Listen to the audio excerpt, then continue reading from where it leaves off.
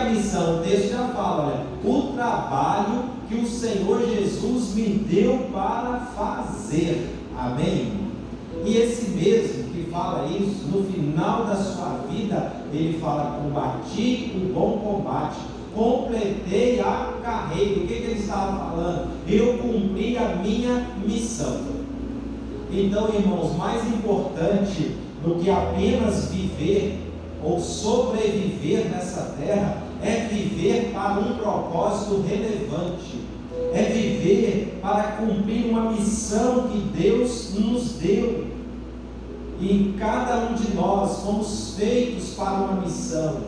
Deus, Ele atua no mundo hoje através dos seus filhos. Você é filho de Deus? Amém? Então Ele atua através de você. E essa atuação, essa atribuição que Deus nos deu é chamado de missão da nossa vida. Deus quer que você tenha um ministério no corpo de Cristo e uma missão no mundo. Como que nós vamos cumprir a nossa missão no mundo? Através do nosso ministério no corpo de Cristo. Por isso nós precisamos estar inseridos na igreja do Senhor. E mais do que estar inserido como um membro da igreja, é preciso estar envolvido no trabalho da igreja. Ministério fala de trabalho. Ministério fala de um serviço prestado. As pessoas aí, né, quando um presidente ganha, ele coloca: fulano é ministro disso, né? Nas prefeituras é secretário de cultura, ação social, e as pessoas sentem privilegiadas, não sente? Porque, né, eu fui escolhido, nomeado, né, pelo prefeito, ou pelo presidente, ou pelo governador, para trabalhar na pasta tal, para exercer o ministério tal. Realmente, pessoas que estão nessas posições são pessoas chaves para um governo bem desenvolvido. Se um governador ele tem lá, né, os seus ministros, e são ministros capazes que trabalham, né, ele vai ter um bom governo, vai refletir no seu governo e provavelmente ele vai ser eleito novamente. Da mesma forma, o Senhor Jesus ele nos chama para ser os seus ministros. Você é o ministro de Cristo, amém? Amém. Você tem um ministério no corpo de Cristo, que é um trabalho que você vai prestar, e isso é dividido na igreja através, né, de próprios ministérios. Um exemplo, ministério de jovens, ou hoje, como nós caminhamos, é uma igreja em célula. Você é um líder, você é um ministro que lidera uma célula, que trabalha no departamento da igreja. É assim que você exerce o seu ministério. Ah, pastor, mas eu não trabalho nem no ministério da igreja. Talvez você não é o líder dele, mas você está envolvido. Alguém do ministério te chama para fazer algo. Você tem um ministério sim, nem que seja o ministério 1 a 1, de falar de Jesus para alguém, de pregar o evangelho, de orar, de visitar. Que é um ministério maior que esse? Então você também não precisa de estar num cargo eleito para ter um ministério, mas se precisa de pessoas em áreas específicas, nós devemos nos prontificar para isso, porque nós somos um corpo e todos os membros precisam funcionar. Então o nosso ministério é o nosso serviço junto aos que creem. Quem são os que creem? Junto à igreja. Mas esse serviço aqui vai refletir na nossa missão junto aos que não creem, que são os que estão lá no mundo. Tudo que nós fazemos aqui é para quê? Para glorificar a Deus, mas para alcançar os perdidos. Nós queremos pessoas no ministério infantil para edificar as nossas crianças, discipular elas, mas para que elas mesmas sejam ensinadas a ganhar outras, e que outras venham através das nossas e sejam salvas. Então o ministério aqui visa a missão, que é a missão de salvar toda a humanidade, que é o desejo do coração de Deus, amém?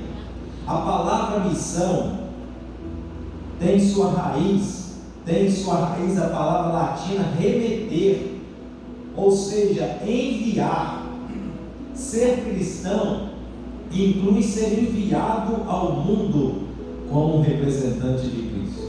Isso aí é o que eu falei, olha, seu ministério é o seu serviço junto aos que creem, sua missão é o seu serviço junto aos que não creem, os lá de fora. Então, missão, a sua missão, o seu ministério é ser enviado. Você é enviado por quem? Pelo próprio Cristo.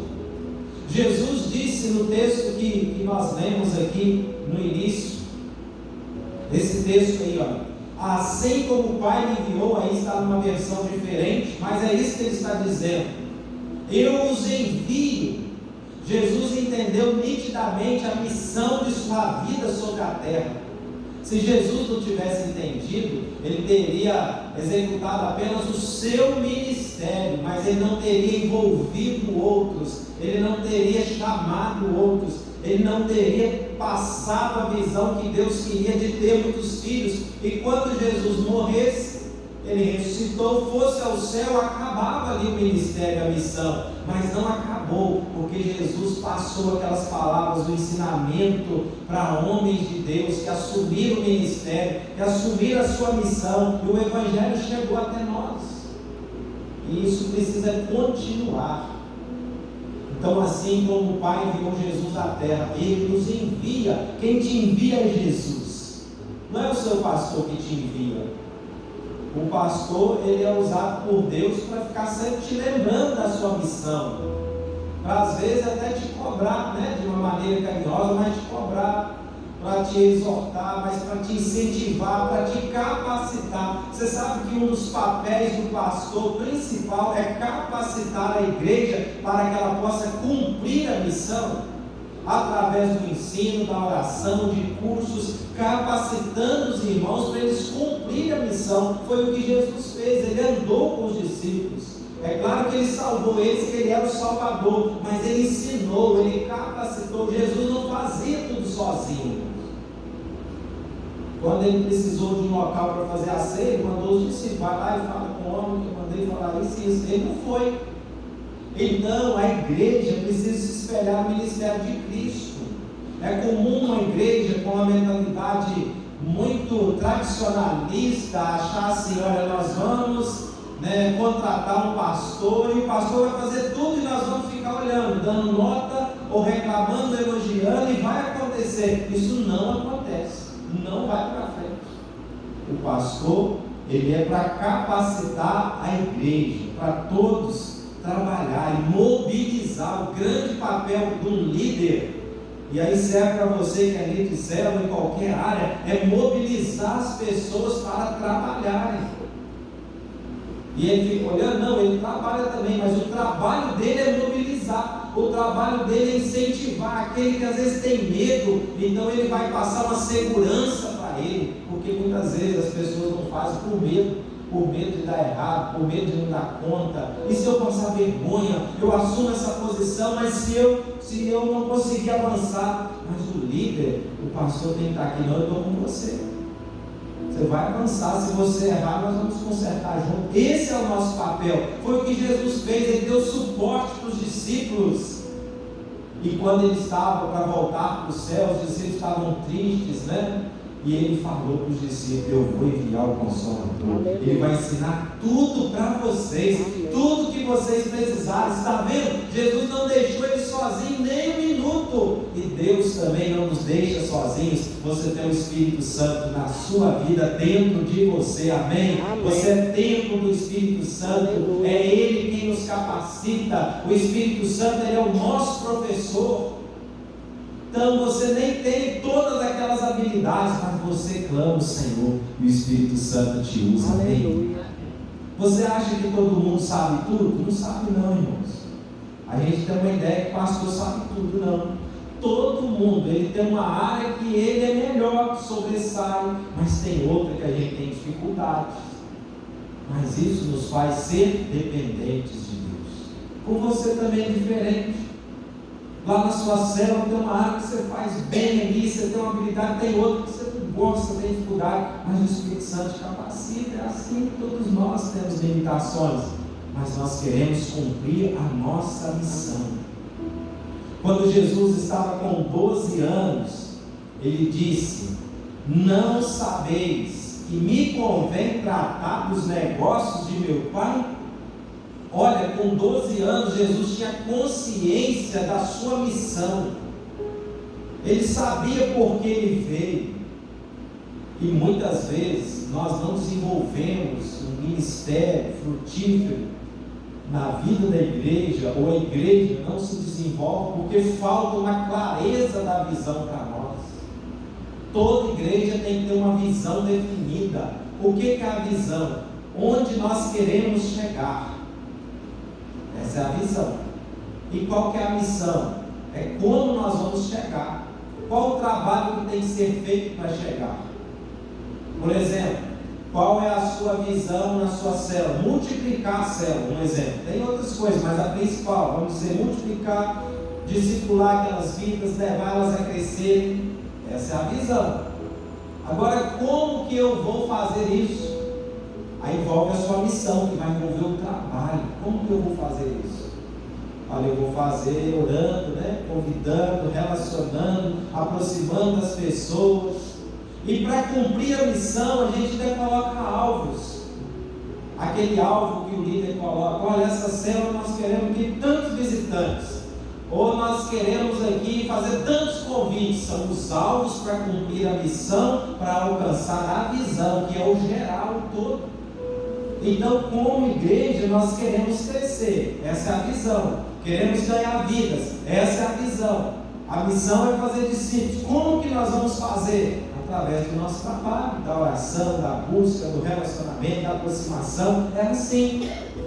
Porque a visão é necessária, é muito linda, mas tem que partir do trabalho. Então Jesus ele tinha uma visão. E a visão levou ele a cumprir a missão. Porque só passando pela missão, pelo trabalho, pelo serviço, ele poderia cumprir a missão. A visão era salvar a todos, agradar o Pai. Mas para salvar a todos, ele tinha que morrer numa cruz. Ele tinha que renunciar. Ele tinha que cumprir a sua missão. Então, com 12 anos, Jesus já sabia, estava definido. Nós precisamos ter isso bem definido: quem nós somos em Cristo e por que nós estamos aqui. E com 21 anos mais tarde, Jesus estava morrendo na cruz, com 33 anos, e ele diz assim: está consumado. Ele estava dizendo: Pai, com 12 anos eu tinha certeza da minha missão, eu teria que morrer na cruz, e eu cumpri, eu morri, e toda a humanidade agora tem direito à salvação. Aqueles que creem agora em mim verdadeiramente poderão ser salvos. Está consumado. Aleluia. Glória. Que o Senhor nos dê a graça, irmãos, de ter clara a nossa missão como Jesus tinha, porque nós somos criados para uma missão, mas que Ele nos dê uma graça maior, de chegando ao final da nossa vida nessa terra, ou se Jesus voltar antes, que nós também tenhamos cumprido a nossa missão, que nós possamos dizer como Jesus: Senhor, está consumado, estou consumando, eu estou fazendo a minha parte. Então, essas declarações de Jesus falam de uma vida que andou dirigida pelo propósito que Deus tinha para ele. Jesus completou a missão que o Pai confiou a ele, e nós, como igreja, vamos completar também a missão que Deus confiou a nós. Amém? Esse tem que ser o desejo do nosso coração, mas mais do que o desejo, tem que ser o nosso alvo. O nosso alvo tem que ser cumprir a nossa missão.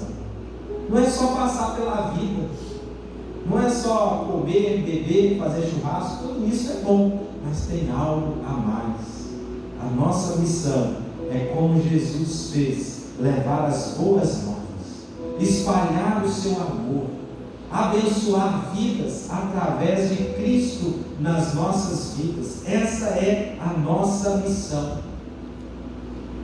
E nos próximos domingos eu vou te falar mais detalhado sobre como cumprir essa missão.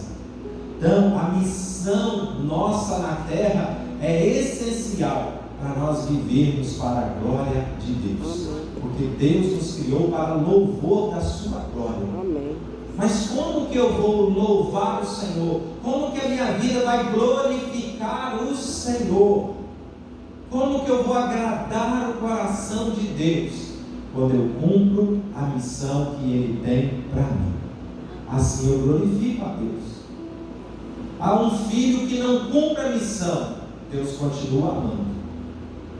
Deus ama ele, mas ele não está dando alegria no coração do Pai. Nós somos filhos amados, isso nunca vai ser mudado. Mas tem filhos que, além de serem amados, eles agradam mais o coração do Pai. Aquele filho obediente, que faz o que o pai pede para fazer, né? O filho diz, mas esse filho tem, o pai diz, esse filho tem alegrado meu coração. Que filho bom, né? Não é assim? Então, quando você cumpre a missão, você alegra o coração de Deus, e você glorifica o Senhor, e a igreja avança, irmãos. Nós somos todos chamados para cumprir a missão. Amém?